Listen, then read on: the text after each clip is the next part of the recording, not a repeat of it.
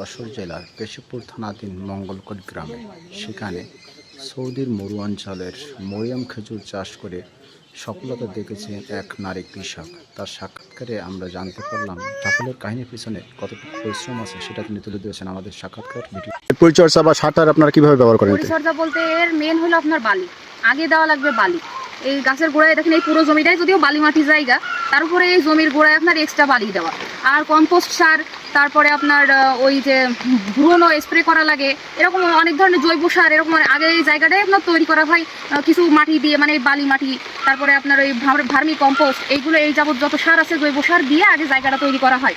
জায়গা তৈরি করতে সময় নিয়ে ধরেন 15 থেকে 20 দিন, তারপরে সেই জায়গায় চারা লাগানো হচ্ছে। তো ওইভাবে আর কি বালি মাটি টাটি দিয়ে পরিচর্যা করা হয়। এর মূল পরিচর্যা করে আমার আব্বু।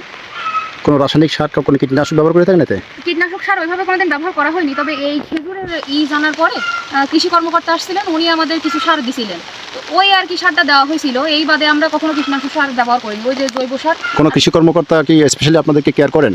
না, ওইভাবে তো আসলে না, তবে ওই আমরা বলতে গেলে মোটেও সার ঠার কিছুই কখনো পাইনি। তবে এই খেজুরের দরুন কৃষি কর্মকর্তা আসছিলেন এবং উনি আমাদের বলছিলেন যে অমুক দিন ওই এগুলো বিতরণ করা হচ্ছে, তো আপনারা যে কিছু নিয়ে আসতে পারেন। আচ্ছা, এই চারা সব চারা তো খেজুর হয় না মনে হয়? না, এখন বাগানে ধরেন প্রচুর গাছ আছে মদ্দা গাছ, তো মদ্দা গাছে তো খেজুর হবে না। হ্যাঁ, পুরুষ গাছে খেজুর হয় না, মহিলা গাছে খেজুর হয়। মদ্দা গাছেরও তো দরকার আছে, যেহেতু আমাদের পরাগায়নের জন্য দরকার, তাই না? গাছের আরেকটাই হলো, এটা আমাদের দেশীয় খেজুরের মতো নর্মালি পরাগায়ন হয় না, এটা আপনার কৃত্রিম উপায় বা হাত দিয়ে যেটাই বলেন ওইভাবে পরাগায়ন করা লাগে। সেক্ষেত্রে মদ্দা গাছের তো প্রয়োজনীয়তা অবশ্যই।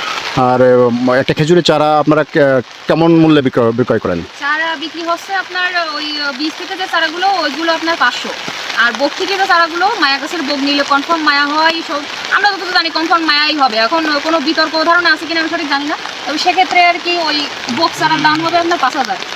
এবং আপনাদের মাধ্যমে দূর দূরান্ত থেকে অনেক লোক এসেছে। কালকে একজন আমার ফোন দিয়েছে, তার বাসা রংপুর, সেই বৃষ্টি যা ছাড়ালেই সে আসবে গাছ দেখতে।